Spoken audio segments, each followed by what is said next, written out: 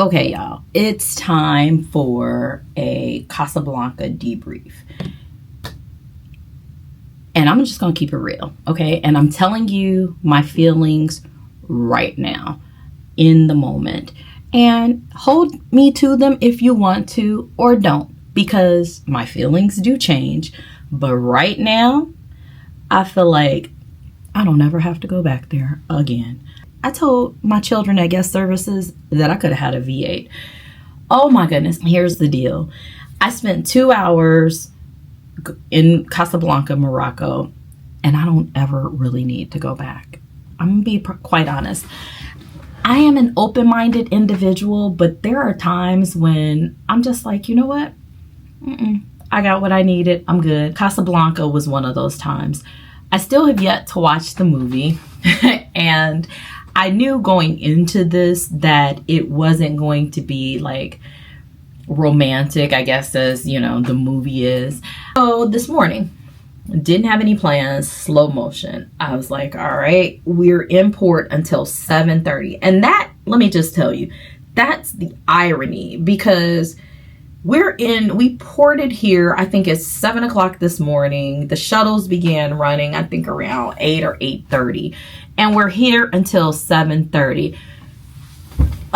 We could have been in some other ports longer. I don't know all the logistics behind how, you know, port times, port fees and stuff. But this port, listen, this could have been a 7 to 3:30 port. We don't need to be here until 7:30. That's my opinion, and I'm standing on it right now.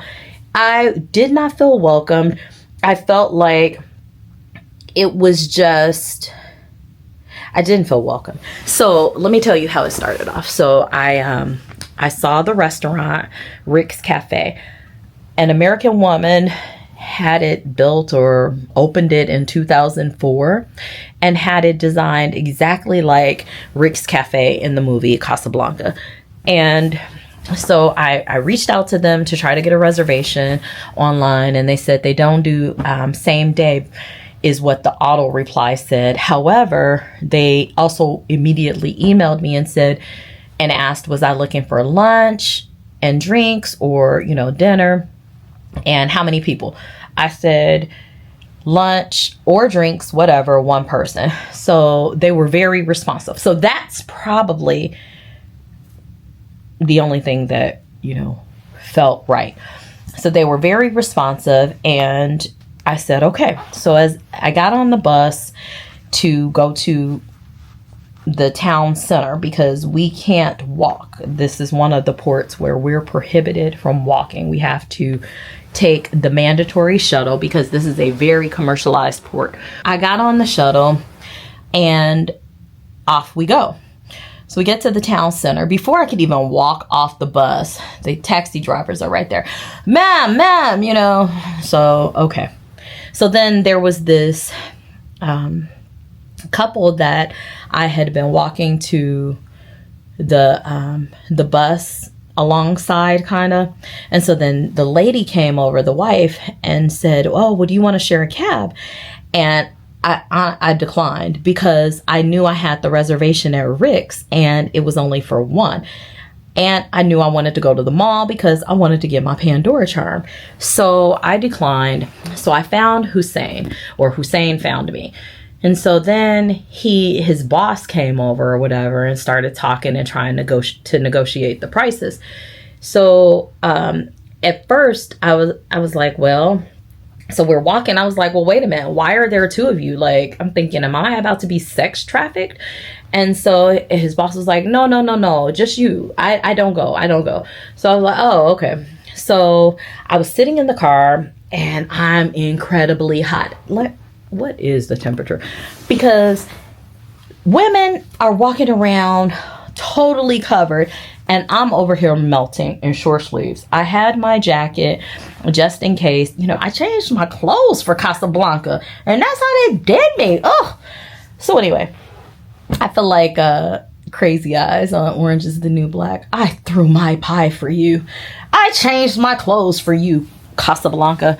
So anyway, I'm trying to get comfortable, y'all. I'm still kind of hot and bothered. Might even need to lose these, but now I can't see. So got there, we settled on a price for 2 hours that they would take me to Rick's, they would wait for me, and then take me here to the mall, because I showed them there, because they were trying to take me to like Old Medina or whatever, and that's like the market area. No, I don't want that. I don't, you know, today, oh, here's the other thing. So today is the Islamic New Year, so a lot of shops and places are closed. So I was talking to some other guests last night and like, well, wait a minute, or yesterday morning, kind of like, Princess, did y'all know this? Like, I don't know. That's, well, whatever. We can talk about that in another episode. So I said, okay, I agreed. And they were like 4 hours. And listen, 2 hours was 2 hours too many. Okay. 4 hours, absolutely not.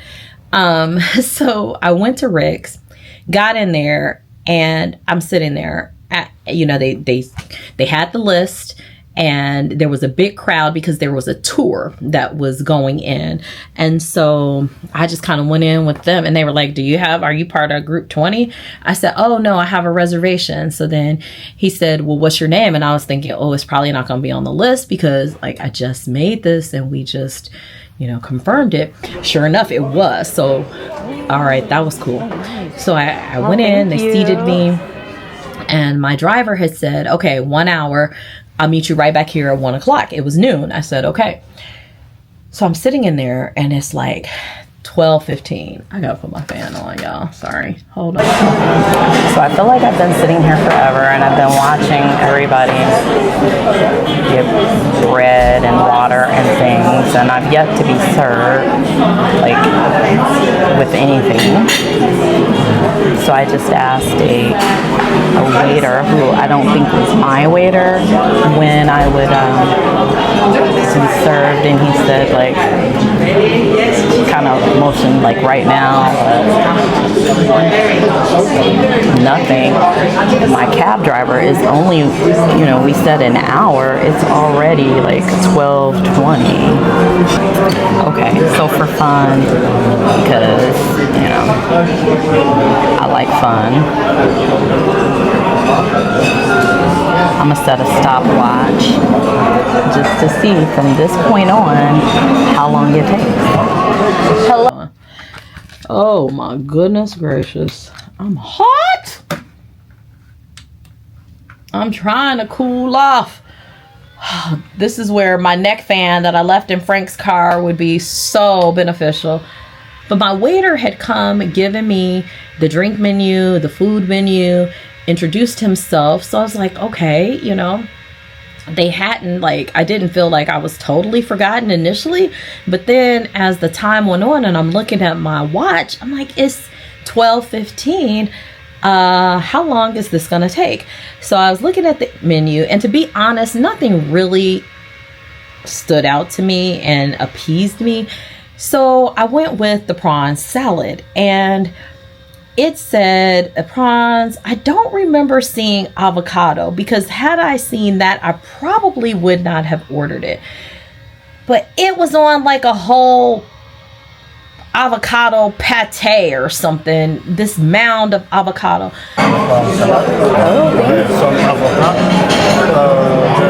Arugula. Yeah. Oh, thank you. Well, now look at this.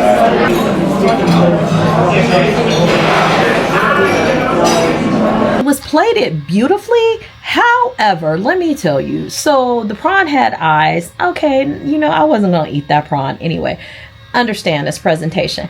But what got me was when I went to go cut my shrimp, because these were shrimp. These weren't prawns. It was like one prawn and its shrimp cousins. So I went to go cut my shrimp, and the shit hadn't been deveined. Literally, okay? Excuse my French. So I got to clean before I can eat it. Ugh. So then I had my pocket camera, and I had taken some photos at the table, and then I was getting up to go sit or to go take photos at the piano. And one of the waiters stopped me and said, "No cameras, no recording." Oh, look at camera. I was like very confused because I had watched this other couple do a whole photo shoot at the piano. So I was like, all right. And this other couple that was sitting at the table behind me, they were like, well, wait a minute. They were also confused. Like, what is going on? So I said, okay. So I think I asked my waiter, like, are you not supposed to video? So tip number one, there's like no videography in Morocco or something. I guess it's not. What I read on the interweb once I got back was like, it's not illegal, but you have to have a permit. And if you go to Medina, the vendors there would not necessarily want to be videotaped. So I was like, okay. So I went upstairs. The guy told me, and maybe he didn't understand, my server, but he told me that there was a room. I went up there. I shot my footage. And other guests in the restaurant were like kind of posing, whatever. And so as I was walking out, security was standing there, and he's like, a camera? Like, you're not supposed to record. Like, y'all need to tell somebody this. So Hussein, my driver, was standing out there waiting for me. So I was like, all right. Thankfully, it wasn't a whole lot of money because I was very underwhelmed. Like, in a minute, once I finished trying to cool off, I'm going to go and get something to eat. Maybe some pizza or some chicken tenders. Somebody commented on my video from Cape Verde, it's important to eat at the local restaurants and you engage with the people. This is one of those times where it's like, no, Rick's, it's cool, but it is, I don't know, I think it's very hyped up because of the movie. And I don't know, maybe the other food is good, and maybe it's because I was on an hour time crunch because I didn't want to pay. So all of those things, probably not a good idea. So and then during the day, they don't have the live music. So I think that is in the evening. So if you're going to go to Rick's, go on ahead and make a dinner reservation. And so you know that there is a dress code. And so that's why I changed my clothes. Because originally I had on a striped shirt and some jeans, and I was going to take a different denim jacket. But then I saw the dress code. So I said, well, I'm going to just kind of change it up a little bit, kind of, cute and casual. And I even put some black flats in my bag just to kind of, be on the safe side. So after we left Rick's, we headed to the mall. It was funny because Hussein pointed out this area. He said this was like the really rich area. He called it California Casablanca. So we laughed. It's Arabic, la corniche. Oh, okay. That's what it is in Arabic? Yes. Okay. And here, street la corniche. Oh, this is the rich area? This is California Casablanca. Morocco. California Casablanca. Hussein was a really nice driver. Don't know the guy who he works for, but we'll get to him a little bit later. So we stopped, took a picture by the lighthouse. He showed me the waterfront, the beach, and all right, off we went to the mall. So he said, all right, I wait for you 1 hour. He was like, my cab will be right across the street. And I was like, I don't need an hour. I'm just going to go in, like, get this charm and come on out. So I was walking in, had my camera. Security's like, ma'am, no filming. So I said, okay. So turn my camera off, went in. So now Morocco, where I'm at, is like French Morocco. They speak Arabic and they also speak French. I think it's like a melting pot, but those are the predominant languages. So I'm in there, I'm walking around, I'm looking for a map to tell me where the stores are, so I can figure out, because I pulled it up on my phone as I was negotiating the rates for the taxi, because they want to take you where they want to take you. No, I want to go where I want to go. This is where I want to go. So we did it. And Hussein, oh my goodness, he was such a gentleman. I was sitting in there and I was trying to pull it. This is okay, rewind. I was sitting in the taxi before we took off, and I'm like melting because I'm hot. And he got out of the car. I said, oh, it's so hot.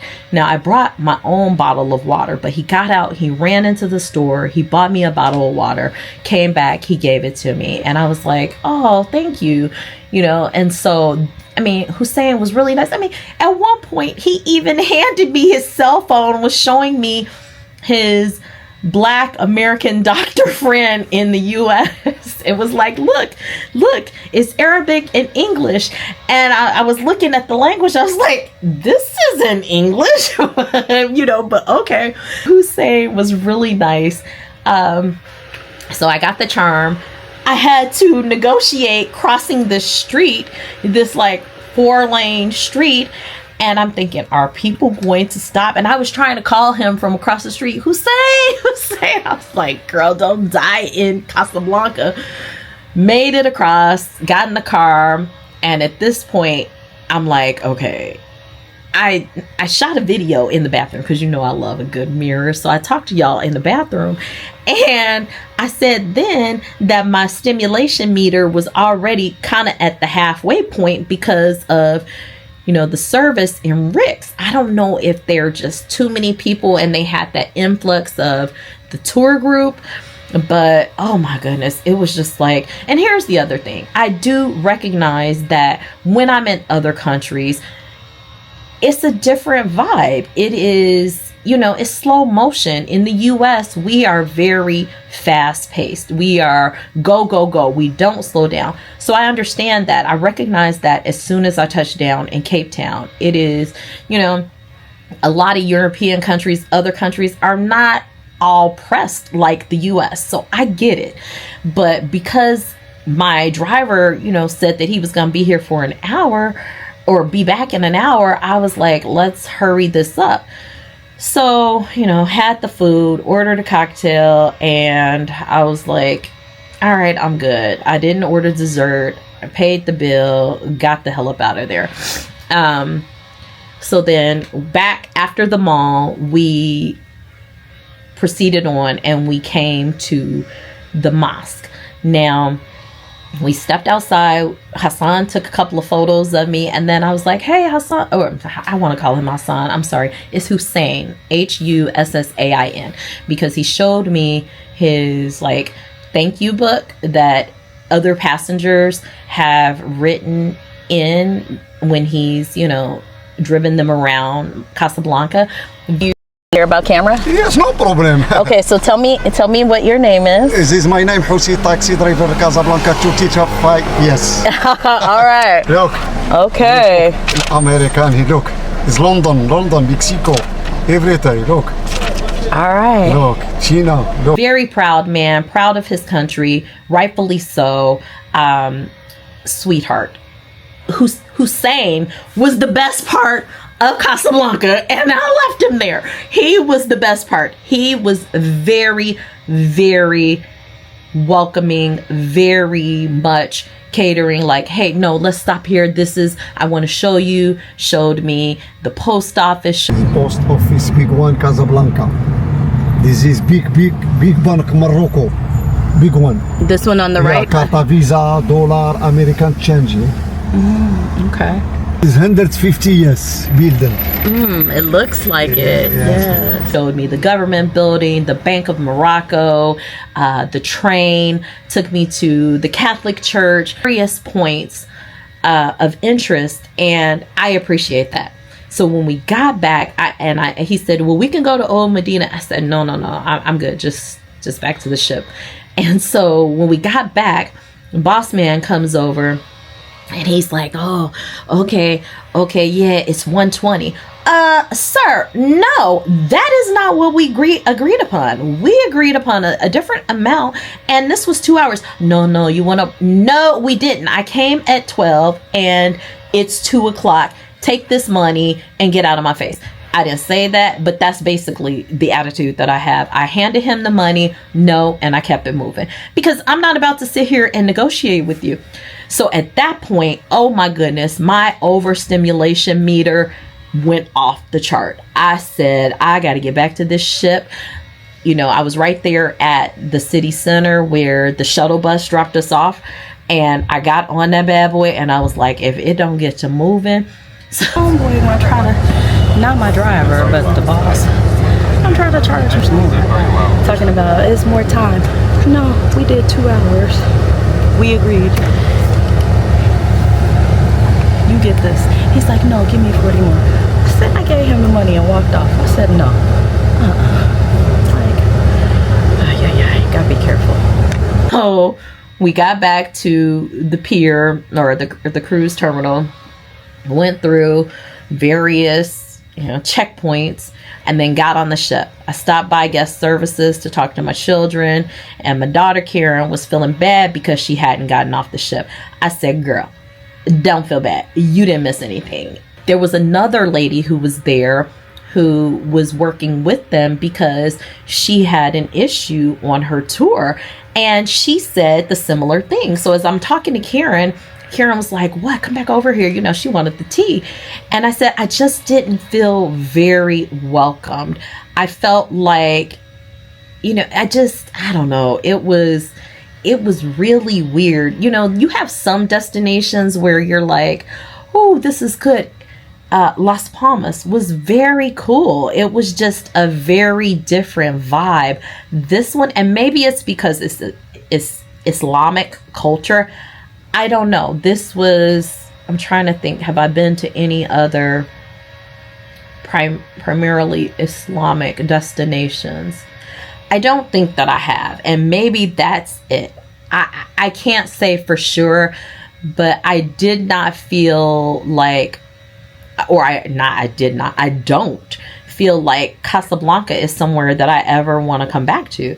I don't even know that I would ever come back to Morocco. Maybe there's somewhere else and I need to, give it another chance. But in terms, I didn't feel like, I felt like the laws are probably very strict. And like I said, again, this is my first time traveling to a predominantly Islamic country, and I don't know. Everybody's attitude just didn't seem very inviting and welcoming. And then the straw that broke the camel's back was when boss man came over talking about trying to scam me out of additional money.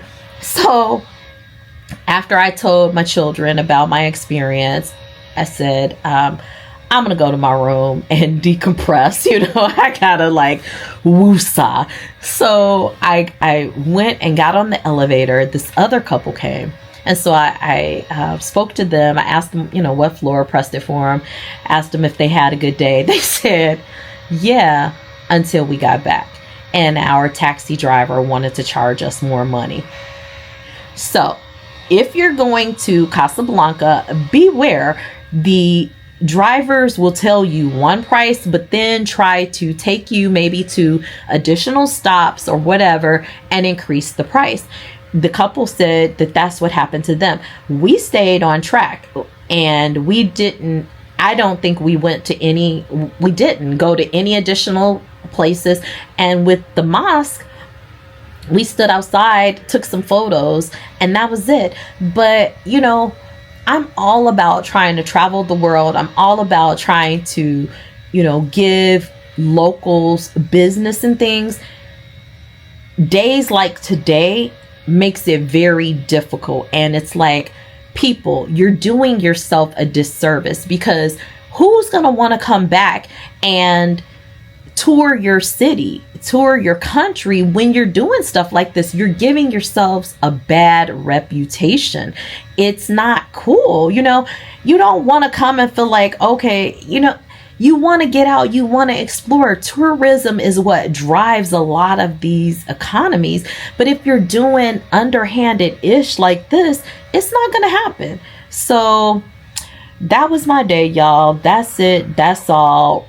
And then there's tons of construction, and there's some very pretty parts, or maybe pretty because of the palm trees and just being in a different destination, but I don't know. I don't ever need to go back to Casablanca. And it's funny, or not funny, but ironic, because today's devotion talks about leaving it in Casablanca. I'm leaving Casablanca in Casablanca. I don't ever have to come back. So thanks for watching. I'll talk to y'all tomorrow. Have a great day.